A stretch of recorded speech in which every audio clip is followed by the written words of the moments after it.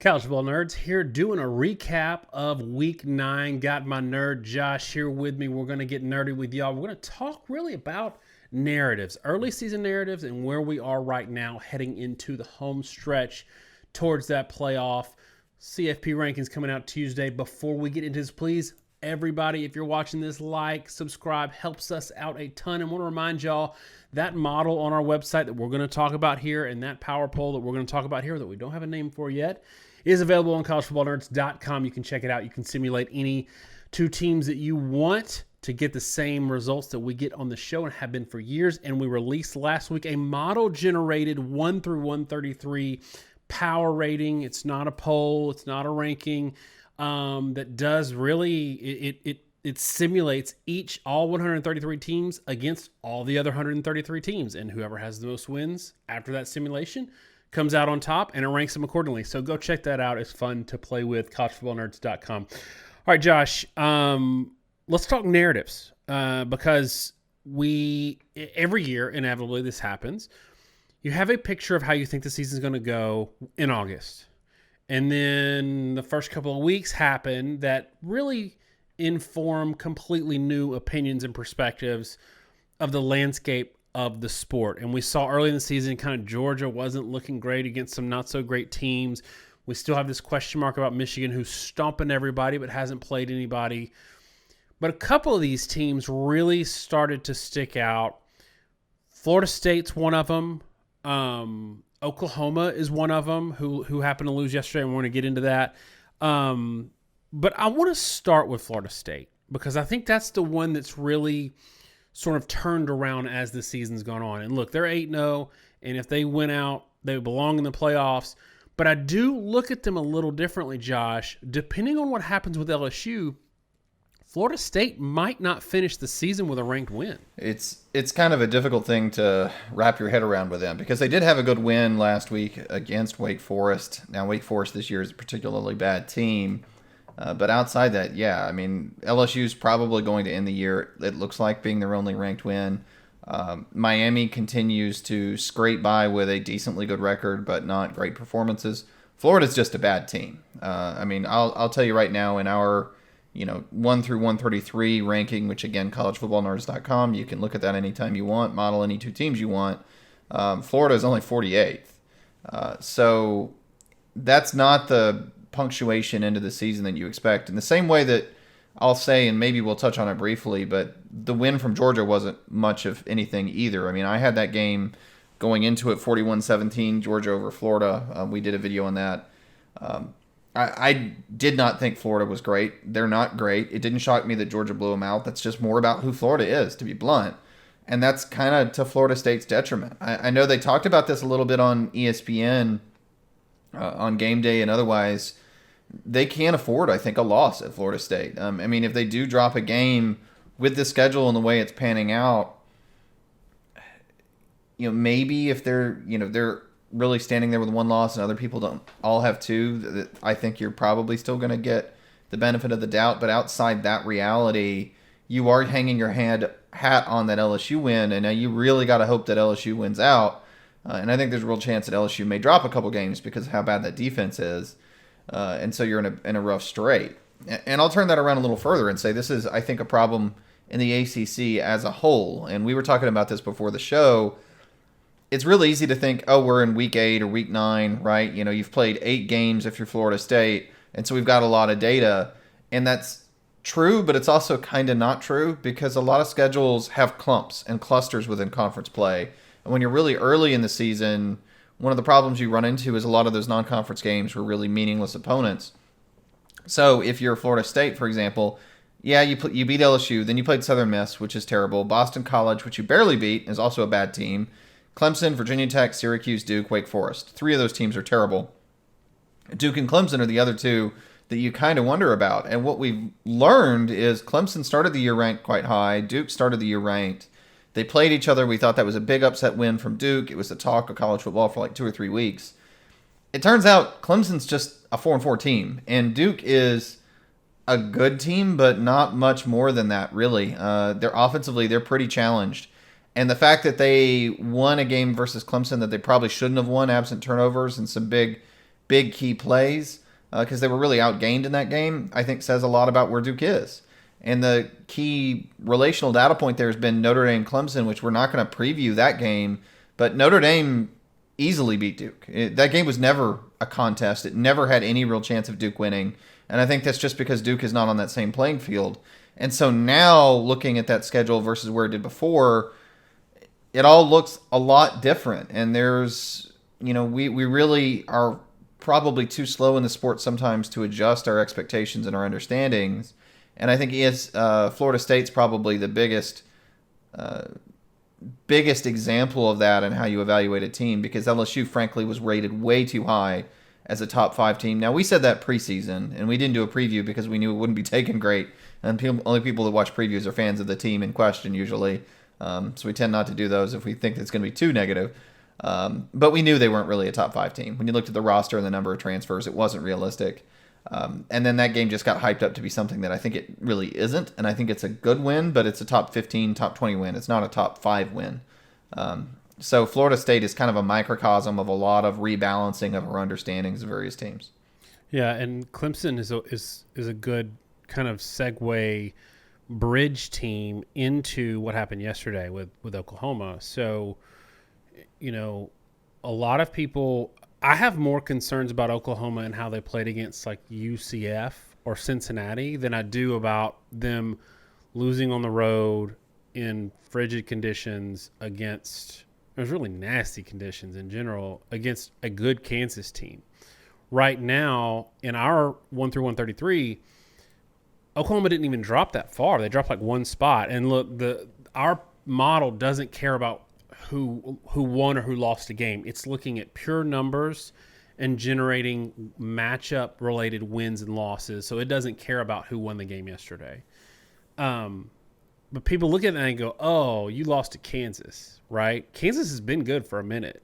And Clemson is the team. Like a lot of people would say, well, if Oklahoma lost to Clemson in week 2, they'd be getting a lot of grace because of the brand name. But actually, Kansas is a better team than Clemson this year. And I think that starts with these preformed narratives coming into the season. And that's what I like about the fact that we don't release our Nerd Nation Top 25 until week 4. And the playoff committee poll doesn't come out until right now, because it helps you get past some of that early season stuff and get a feel for how good teams actually are. Josh, I want you to talk a little bit about this Oklahoma-Kansas game yesterday, because to me, we said coming out of the Oklahoma-Texas game, this means nothing for Texas. This means absolutely nothing for Texas in regards to their playoff chances, because they had that win against Alabama, because they would play Oklahoma in a matchup in the Big 12. But right now, the way the Big 12 is looking, either Oklahoma or Texas might get left out. But if Oklahoma wins out, this Kansas loss means nothing. However, Texas is the one that might be a little bit concerned because they lost the head-to-head, and now they're maybe without Ewers for the rest of the way, at least in the regular season. It's interesting because that Texas-Oklahoma matchup kind of hinges on the outside data point of the fact that Texas beat Alabama, which I'm still not sure how much that really means. It's definitely not beating Alabama from circa 2020, but they're also, I think, probably better than they were last year. I'm just not sure where that really means in terms of quality. But Oklahoma beating Texas that beat Alabama is really the whole deal. In our power ratings, which is pretty consistent with most ratings at this point, the Kansas loss, as you noted, it's really not as big a deal as people want to make it out to be. For example, Clemson is behind Kansas. I mean, Kansas right now in our top 133 is 30th. That's a pretty respectable rank, right outside the top 25. Clemson's 35th. Maryland, for example, is 37th. Florida, all the way at 48th. Utah, 46th. And if they're losing to, somebody like Utah, who, again, our model we didn't do a preview of the Oregon-Utah game, and in part, frankly, it's because our model had that a 20-point win for Oregon, which proved true. Our model has really disliked Utah all year, but that's a brand name, and they've been floating around ranks because of their record, and their record, frankly, is a result of the fact that they have a very backloaded schedule, so they haven't lost much. And they beat a Florida team that is actually worse than they were expected to be, and they weren't expected to be great. all this informs everything. And Daniel, I'm not even sure like if you really thought about this, but I went through and looked at the power rating. The top 3 opponents for Oklahoma this year in terms of quality in our rating, the first is Texas, which everybody would get. Second is SMU, and third is Kansas. Those are their 3 hardest games. Kansas was the third best team they've played by a decent margin. So it's not shocking that they dropped that game. And to your point, I think the danger that you're starting to run into here is, given the schedules and everything, if Oklahoma drops another, which they keep flirting with, they're going to be out of the playoff. And it's really hurting also Texas, because Texas now doesn't have Ewers, and Texas's ranking may fall. Now, I'm sure you agree with me on this. The shame of that, and for me, and this is where I think you always have to keep context in mind in college football, is that if Texas becomes unranked because without Ewers they dropped a couple games, or if they become lowly ranked, we're going to take that as a reflection on Oklahoma in terms of how many ranked teams they beat or how many good teams they are. We have always said that mid-season quarterback injuries are the big thing that you always have to flag and account for whenever you're talking something in college football. Why did you lose a game? What's the difference between when you beat this team and when somebody else beat this team? Why did you beat them? Why does it not matter if you beat them, etc.? Mid-season quarterback injuries are the one true wild card. Quite caveat, Utah did not lose their quarterback in the midseason. That's still driving me nuts. They haven't had Rising now for 11 months. But yeah, I mean, Texas, when they beat them, it was a big deal. Texas was a really good football team. That was a Texas team that blew out Kansas. That win should stand on that regard. But Texas may fall off if they lose games. Oklahoma may fall off. And then just sort of as a confluence of events, I think both those teams may end up damaging each other, mostly because there's not really much else in the Big 12 to stand on from a quality or achievement perspective. Well, you've got Kansas State sitting out there with one Big 12 loss. They play Texas next weekend. Texas opened as a 7-point favorite. I'll be interested to see what that line does, because Murphy didn't super impress at quarterback, but it was also his first start. There can be a lot of improvement week to week, but Kansas State is a generally sound defensive team. They're 8th in our ranking. And for me, it's not just us. They're top 15 in FPI. They're top 15 in FEI. I know they dropped a couple games, but you can play well and drop games depending on how things go. I mean, Kansas State on paper is actually a very good, dangerous team, and will be by far the second best team that I say by far the second best team, and people are going to laugh, what about Alabama? They're rated ahead of Alabama. Like, that is a dangerous game. Yep.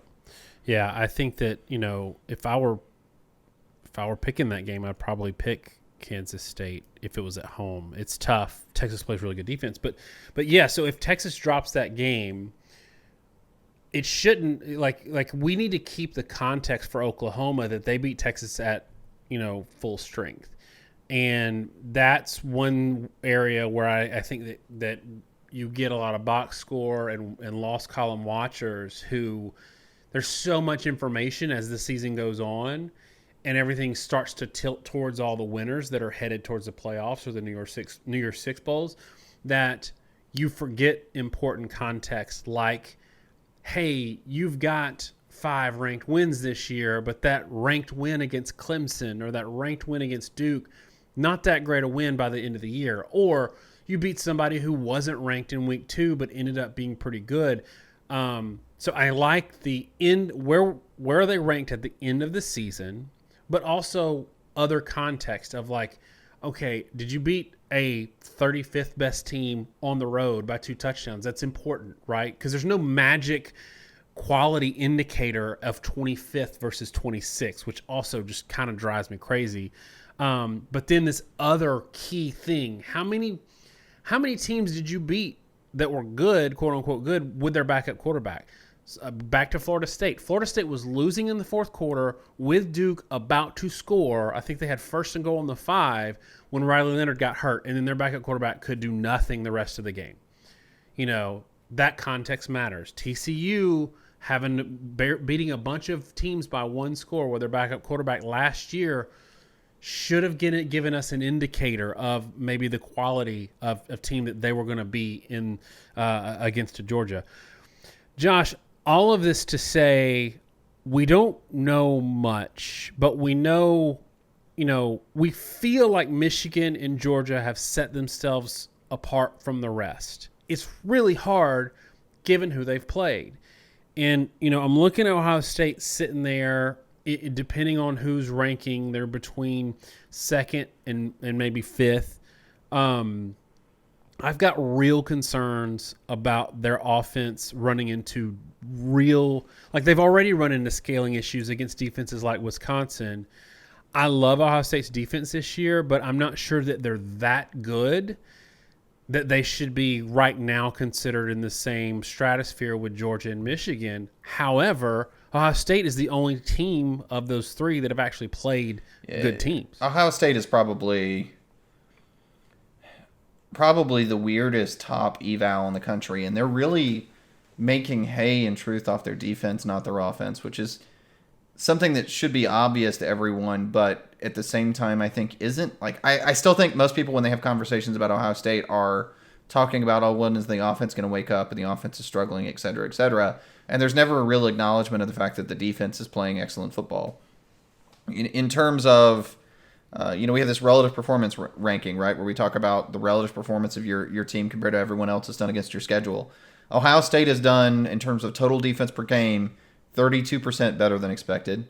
That's number one in our model, ahead of number two Michigan at 31, ahead of Penn State at 30, and ahead of Texas A&M actually at 20 is fourth at 29%. They are right now on paper a better defense than Michigan in many respects, if not most respects. Michigan's great. Now they've played inferior competition. And again, our model talking about this is adjusting for competition level. They've done better relative to competition than Michigan has relative to theirs. And I don't know why we are quite so averse to acknowledging that Ohio State is a defense-driven team this year. And look, to be clear, offensively, like points per game on offense, they've played reasonably good defenses. They're eighth in our model relative performance in points per game. They're fourth in our model in passing yards per game relative performance. Where they're struggling the most is rushing. They're 52nd in yard per carry rushing. They're a very average rushing team. But they do score points. They do throw the ball pretty well. The issue, as you've said, is scaling issues. When they've been playing these Penn States and these Wisconsin teams, Notre Dame was another one, and even Indiana, right? They're consistently struggling to put up large numbers of points in games where they would consistently hit 40 in that elite offense range before. Some of this, I think, is the shifts we're seeing in college football over the last couple years that we've talked about extensively, where teams have kind of figured out how to deal with the RPO. And when the RPO going away, that means you have to play more traditional football, which is a lower scoring affair. And we're kind of having to recalibrate all our senses on that.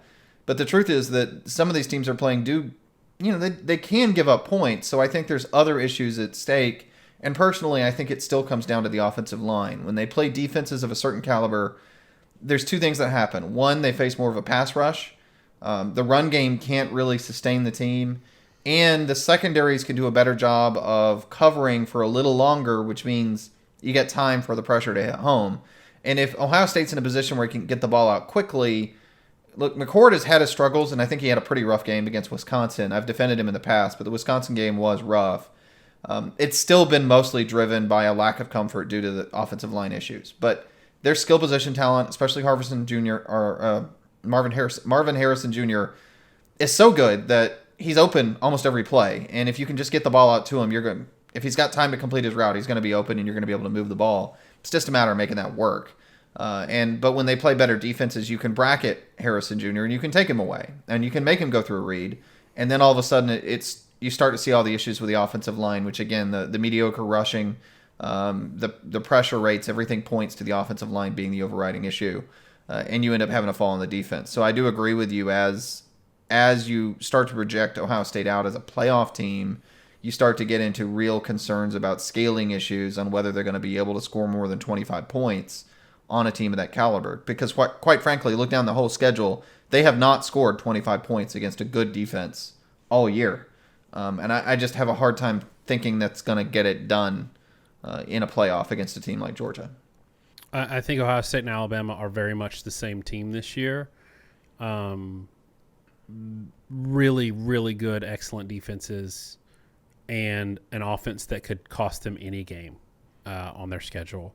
One thing I want to touch on before we wrap it up is Georgia. I know we talked a little bit about Georgia and Florida, but we did nail that game. And I want to remind people, one of the reasons we both picked Georgia to cover a healthy spread, while a lot of others, and this is not so much a victory lap, because I just think it's that some people get caught up in brand names, and some people get caught up in wanting Georgia to lose or wanting the big dog to lose, the best team in the country to lose.